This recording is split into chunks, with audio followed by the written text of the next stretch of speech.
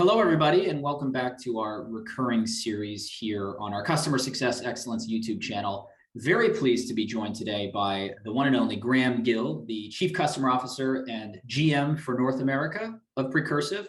If I didn't get that correct, Graham, I think I got it right. You got two roles, as we were discussing earlier. Very good. We'll let you introduce yourself more formally in just a second, but I'm super excited to be joined by you because I know you have some very aligned opinions with, I think, the purpose behind customer success excellence. We're recording this now after the first event, but really excited to, we spoke at the awards event in London on June 15th, and I really liked what you had to share about, your thoughts about the industry and where it's going. So really excited to have you here. And of course, Precursive are one of our silver sponsors as well.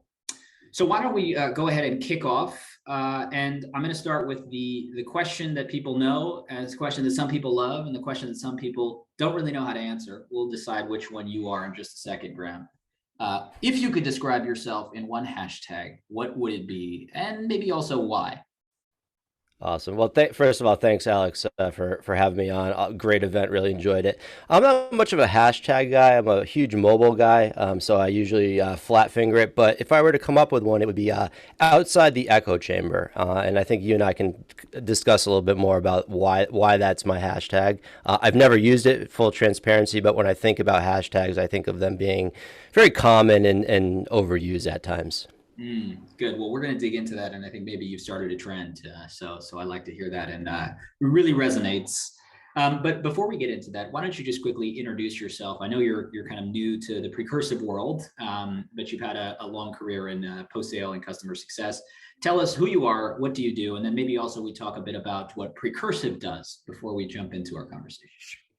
Sure. So, as Alex mentioned, Graham Gill, I'm the Chief Customer Officer and US GM of Precursive. So, really, what my role entails is twofold. It's building out our US operations and also includes everything fun post sales. So, training and enablement, customer success.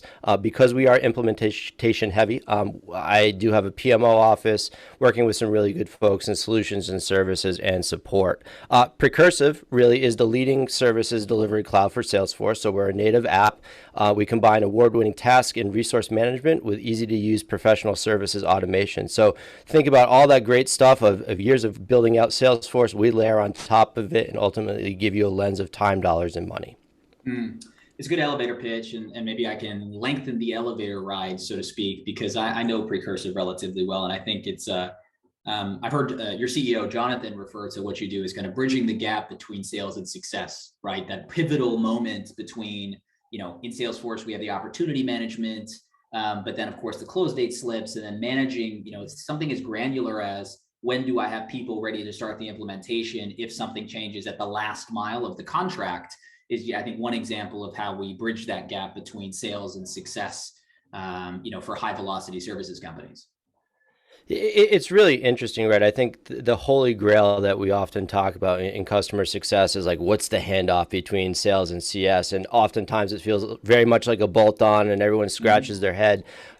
What our tool is allowing us to do is in real time, see where resources are over allocated, see where things are starting to slip, see where, if you're focused on dollars, which we all should be, see where your margins are getting crunched, right? So it's really a unique proposition and super helpful, right? I think you think about all the tools that are in an organization, whether they're financial, whether they're, project management tools, Excel, Google Sheets, whatever, right? We're all trying to figure out how do we streamline that experience, that journey for our customers, and that's ultimately what we're building at Precursive. No, it's excellent, man, and a good introduction. And maybe we can shift now into the circle back a little bit to your hashtag because the purpose of our of customer success excellence, I think, really resonates with you based on the conversations we've had.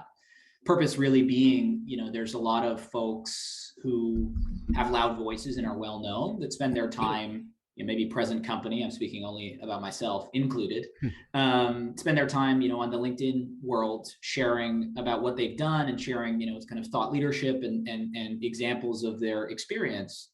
But I think that can sometimes be an echo chamber, which is why I really like your hashtag, and I'll let you explain it more fully now. But the purpose of customer success excellence was really to elevate, or still is, to elevate those voices that are maybe less interested in sharing what they're doing and more interested in just nailing it, right? And having a more meritocratic awards program that's not a popularity contest, so we can elevate those voices who are maybe advancing the profession more so than the known voices are, was really important to us and kind of our core mission. And I think that really resonates with you and the hashtag that you shared. So maybe you can explain a little bit more about the hashtag and your thoughts here, but also offer your thinking on what true excellence in customer success looks like as well. Sure. Yeah, there's a lot to unpack there, Alex. I think, look, there's some really smart people in customer success.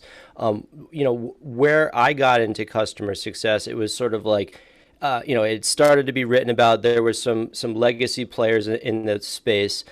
Now, when folks are getting into customer success, they're researching, and where do we go a lot is LinkedIn, and we're seeing a lot of the same thoughts regurgitated. We're seeing the infographics look, a little bit different, but ultimately the same content. It's let's post 3 times a week, like that cadence that folks. Which I'm not going to knock, but as someone who likes to learn, I'm going to go outside of like the mainstream, and I think we are doing a disservice, in my personal opinion, to the folks that are coming into customer success right now, because life is not a journey map.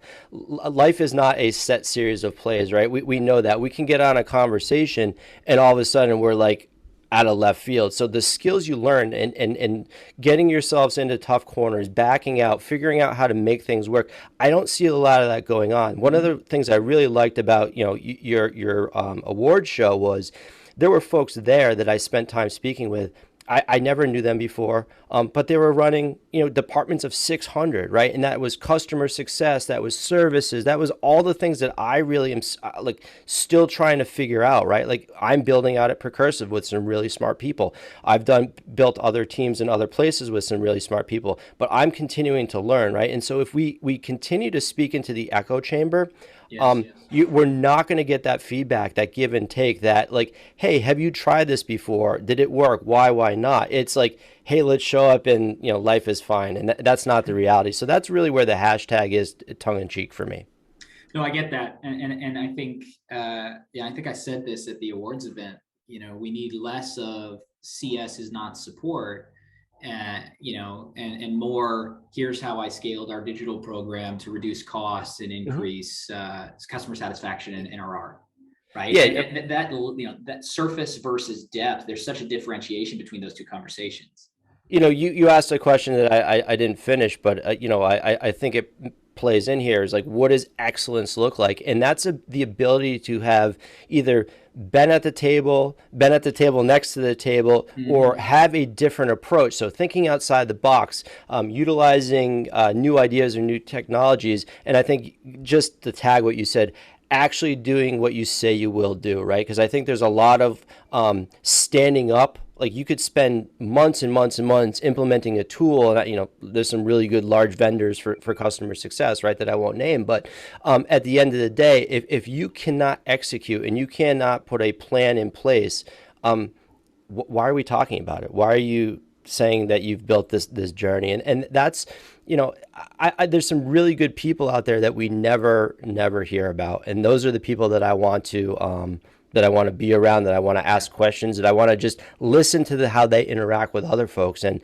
what you put together in London, and I know there's hopefully going to be some other ones. Those are the conversations that I think we need to amplify and have more of.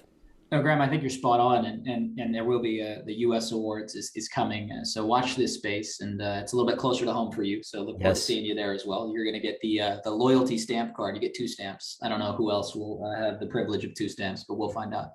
Awesome. Yeah, it's a rare class of folks. So there you go. I'll speak about it on LinkedIn. Oh, good man. Yeah, exactly. Well, I'll be sure to like it for you. So there you go. And then the echo chamber. Then we're not living your hashtag, let's say. But I find this one of the challenges I find in CS is we want to make things simple, and we want to make things easy, and sometimes we can oversimplify, right? And repeat the same script or playbook, right? I do EBRs because we do EBRs in customer success, or QBRs, whatever we call, right? Just one example, but maybe your customer spends $2,000 a year on your product and doesn't want to talk to you for half an hour, nor do they have time to talk to you for half an hour. There's a great example. Somebody who's kind of active in the CS space talks about, like Microsoft Teams or Zoom, which we're recording this on. If you're an end user, do you ever think about the business value that Zoom has helped you accomplish or achieve, right? I mean, I guess now that we're having this conversation, of course, it's facilitating a recording of a video, but my desired outcomes are not something I want to spend time talking about when it comes to video technology, because it's commoditized and it's not something that's relevant for a CS engagement. So I think there's just a simplification of, I want a playbook I can take and lift and shift, but there's a really kind of an entry criteria where we need to do some critical thinking about, why are we doing these things? And does it apply to my situation and my customer? And I think one of the things that you've reflected in the past is that maybe we're skipping that key step in doing that critical thinking and just trying to kind of rinse and repeat. Does that make sense? It does. I mean, look, everyone needs to be organized, the ability to, quickly distill, and patience. I think patience and the value of time has really come to light in the last 2.5 years, right? And I was crucified when I first came to an organization a couple organizations ago and said, I don't want to do QBRs. I don't want to do EBRs. There's no value. Like the amount of preparation time that we were putting on our people for something that was basically like either the champion didn't join the meeting or no one wanted to talk about it. So you have to read the audience. You have to understand. And each audience is different, right? I think we talk about how do you communicate. Some people like Zoom. Some people like to, ask questions. Some people like to write things down and say, hey, do you have 10 minutes? If we're talking about our internal people, we have to think about that with our communication with our clients and prospects. Customer success, I love, there's a huge passion, but I wonder if the passion is going either to the left or the right, depending on which side of the road you drive on, right? Yeah, I get you. Yeah, no, and I think let's get into that a little bit, and talk about the future, right? In 5 years or something, if we veer to, I guess the point that really comes to mind when you talk about the echo chamber is it doesn't leave room for innovation and movement forward. It's a circular motion where we're saying the same things and kind of not inviting new voices that have tried something new or maybe failed at something new, but had, but that initiative had great fundamentals and impact nonetheless, introducing those new perspectives to the conversation. So maybe there's a good direction or outcome for CS in 5 years, or if we don't think about getting outside the echo chamber, a not so good outcome for CS in 5 years. So what's your thinking on where we go in the next, 3, 4, 5 years in customer success? So I'll take the positive track on this, because I believe in customer success. I think the motion of it is incredibly impactful to revenue, to lifetime value of customers, all that fun stuff. I actually, and I'm probably on an island by myself, and that's fine. I like being like that. Not to be a pain in the butt, but just the challenge a little bit. I think.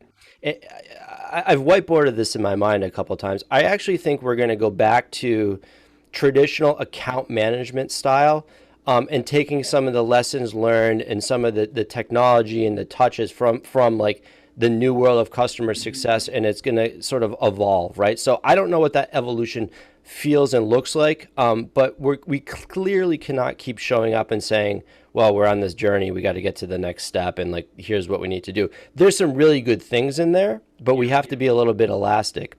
I also see, and this is why I really love my role and my challenge at Precursive, is there's an operational and revenue aspect of customer success, right? We talk about, everyone wants to go out and get an SVP of sales, a CRO.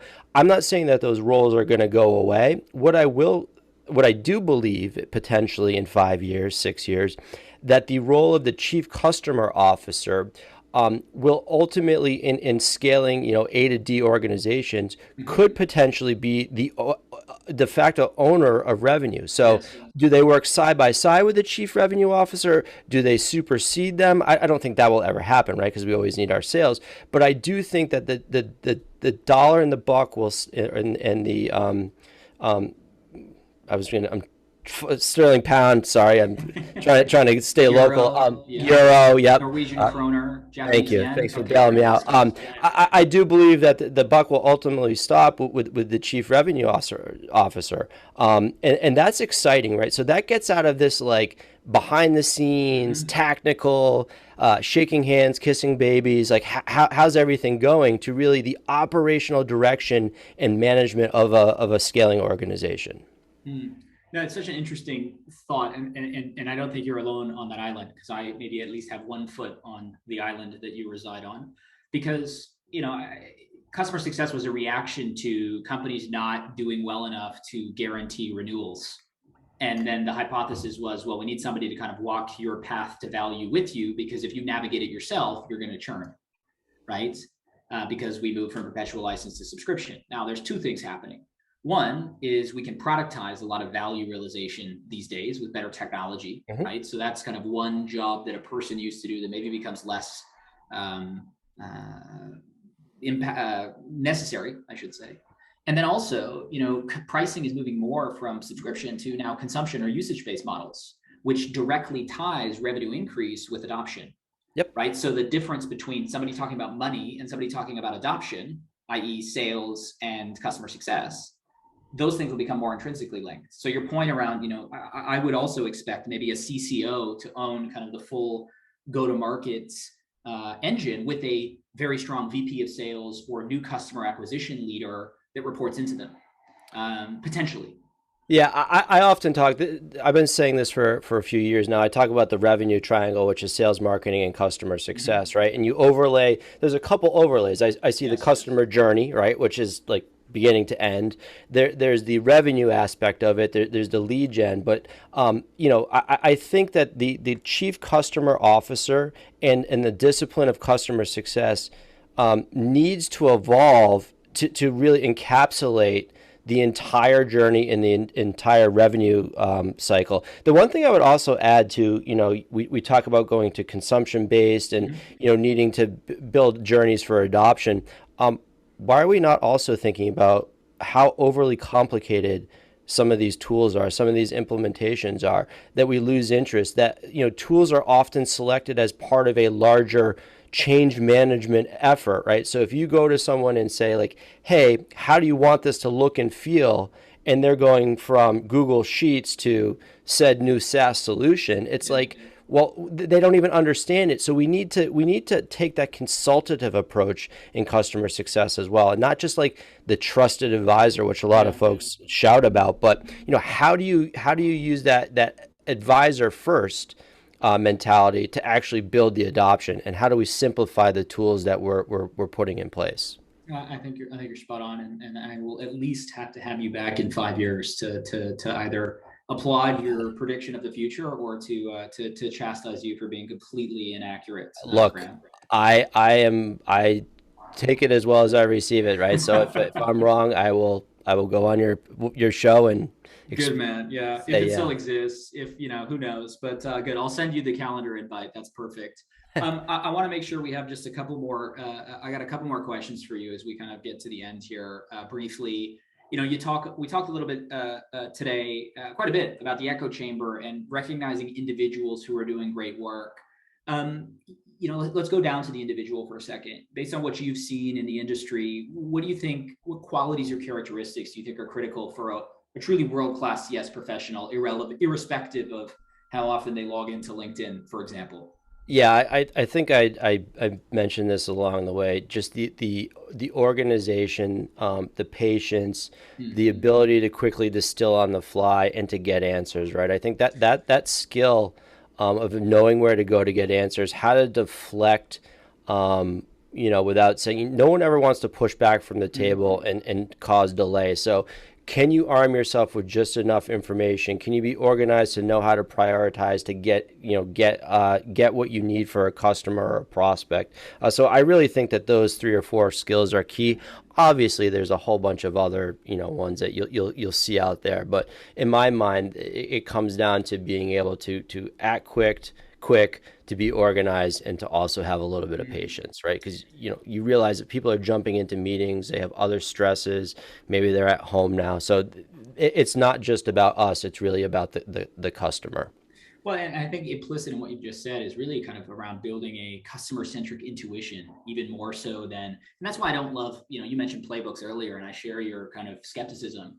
You can't, automate and make robotic people, right? So I could follow, executive sponsor change, follow this playbook. Well, I'm not following, a list of tasks. Maybe it's a guide, but still I need to use my kind of, CS intuition and skill set to apply the right, to pull the right levers at the right time, given that very unique customer situation. So that completely resonates.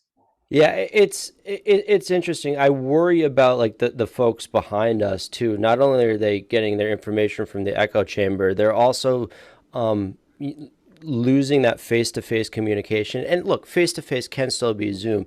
Do you talk with different types of people, Yeah. right? Because that's what's going to happen when you get on with clients and prospects. We're in a global market now.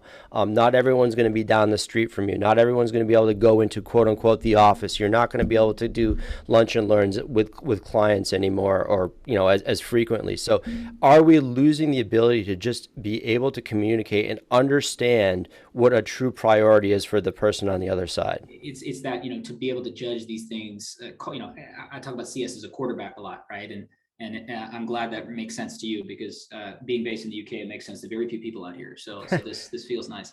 But you have to call the right plays. You got to call audibles, right? And that intuition, I think, is super important. So I think you're spot on. And of course, the playing field you're on may differ, to the point that you made just there at the end.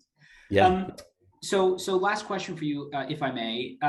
Any examples come to mind? You mentioned a few throughout our conversation, but any concrete examples come to mind of kind of the best in customer success that you've seen? So this is, in my mind, a loaded question. Anytime you say the best, I think you force yourself to into some of these conversations about like rinse and repeat. Mm-hmm. I oftentimes have seen folks newer to the profession who, because they're naive, have just been able to go in and pull conversations back. So we have some stuff in our organization where folks are being asked to play roles that they might not be comfortable with, and just how they're going about it, and just looking at it as from a clean slate. Those are really like day in and day out examples. Some of the things that people are doing with technology. You had a whole category about that, which was really impressive, right? It was folks who maybe didn't have a budget, but were able to go out and improve, automation internally. Like, that is what really impresses me about customer success versus going out and building this great dashboard of, health scores and metrics and things like that. That stuff is fluff to me. It's really being able to show that you're enabling your internal organization or your clients. Makes total sense, man. I think you're spot on. I said last question already, but I'm going to hit you with one more, because you have the distinct privilege or dishonor, I'm not sure, of speaking with me after the event that you attended. So quickly, Graham, what did you think of the event, and customer success excellence? Would love your feedback here. Sure. So look, let's start with some constructive criticism. I can take If you're it just going like I to, could give it, just like you said. yeah. So if you're going to have an event on the hottest week of the year in the UK, please tell me not to pack my sweater. So yeah, that was the one tough thing for me. I'll speak to the weather about that. Yeah, I'll speak to the Yeah, weather. no. All being said, I thought it was a really great event. What I liked about it, the differentiation of categories, the placement of people. Right, you had some of the luminaries there, but you also had folks that you often don't hear about. Right, Yeah. I think being in the U.S., I tend to see content from the U.S. folks. I really enjoyed the ability to mingle with folks that I don't know, to walk up to them and say hi, what do you do? So it was a great mixture. There was also new folks there, right? Folks that I never even had heard before, that were during the check-in process were introducing themselves to myself and to others that you tend not to see at some of the events lately, right? It's like, hey, good to see you. I haven't seen you in 3 years. Let's hang out together. And what I liked was that this event was, it moved quickly. It was well organized. You had different voices in the room. And the food was decent, right? So I enjoyed it. Good stuff, man. I mean, the most important, and we had open bar, which I would argue is maybe one of the most. I was thinking about, do I lead with that? That's why, but yes, the open bar, I think, I think the open bar led to some of the conversations, right? There were some old time veterans there Sure. that are not in the echo chamber that I got to find at that open Good bar and had stuff. some really good That's conversations where they with. hang out. They have a good placement indeed. But no, I really appreciate that, man. And I think obviously the support of Precursive was very instrumental in making it happen. So we appreciate you guys as well. But that's the point, right? Finding those voices that maybe have not been invited to the table and giving them their seats so we can all advance our profession so that your positive prediction of CS in 5 years comes true. So Yeah. that's go on. No. The one other thing that I would say is I think this also is very eye opening to some folks in the audience, and I predict. So this one I'm going to go out and I'll put a gentleman's bet with you. I predict you're going to get an even more diverse set of nominees when you do this the next time. And I think that's amazing, right? I want to go up and I want to see the names flash up there and say, I don't know these 5 people at all. Because then I'm going to go and research. I'm going to go and find them. Yeah. I'm going to, try to figure out what they've been doing that I've been missing. And I think that is the super cool thing about what you're cultivating here. No, I appreciate it, man. And again, we're doing it with your guys' support. So we appreciate that. The last thing I would say just to that end is we will be releasing an ebook of all of the winners and highly commended nominees and what they've actually done, right? So it's great to go see them get an award and speak to them informally, but back to the CS community, we will give the details of what kind of got them on the stage in the first place so that we can advance that discourse. So folks watching, you stay tuned for that. That should be released in the next few weeks as well.